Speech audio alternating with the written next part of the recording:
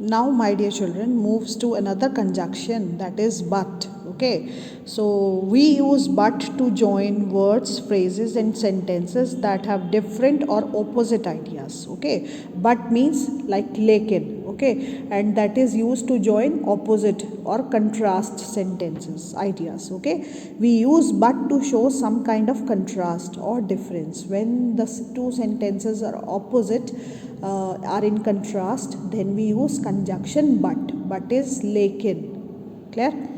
So let's see some examples for better understanding. Sneha likes chocolates, Ananya likes ice creams. Okay, so two children are there, both have opposite likings. So Sneha likes chocolates, but Ananya likes ice cream. Okay, so here two sentences, they are showing contrast. Okay, opposites. So that's why we use conjunction but to join these two sentences.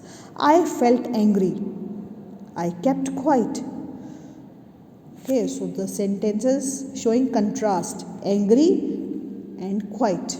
Okay, so I felt angry but kept quiet. He tried, he did not succeed. Showing opposite. Okay, so he tried but did not succeed. Okay, I hope this is clear to everyone. But is used to join two phrases, sentences, or words that have different or opposite ideas. So let's come to another conjunction, that is or. Or is used when we have options. I hope this is clear to everyone. Or is used when we have options.